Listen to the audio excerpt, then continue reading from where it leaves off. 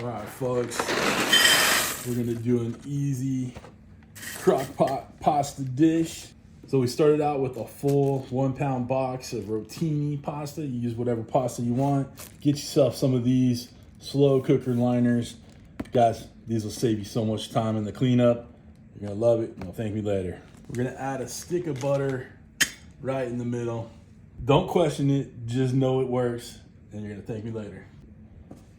Got 1 pound of cooked sausage. Get that in there. Add a little of this chorizo, okay? This is some sliced chorizo, Spanish style, right? It doesn't quite belong in an Italian pasta, one would think, but this will add a nice little smoky heat to this pasta, and you're gonna dig it. Now we got some cubed up mozz going in. And guys, it is essentially your favorite string cheese, just cut into little bite-sized pieces.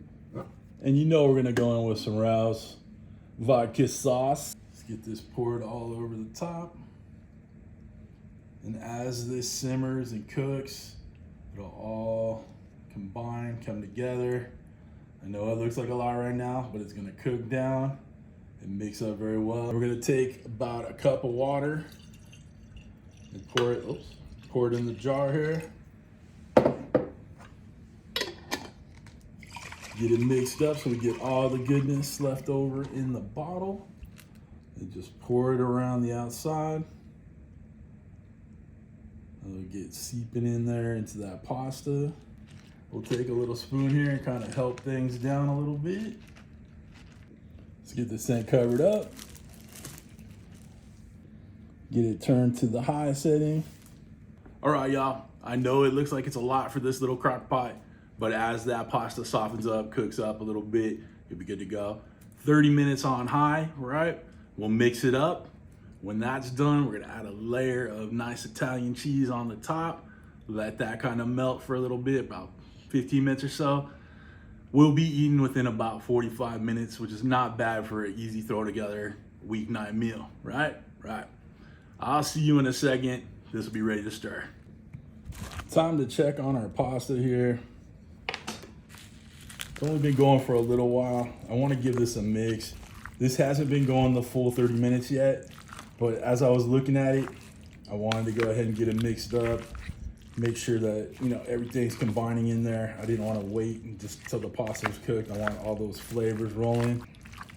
So after 15 minutes or so, go ahead and get it mixed up and then get that lid back on and finish it up. But it's looking good so far, y'all.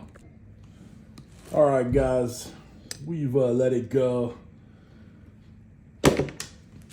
Probably about 45 minutes.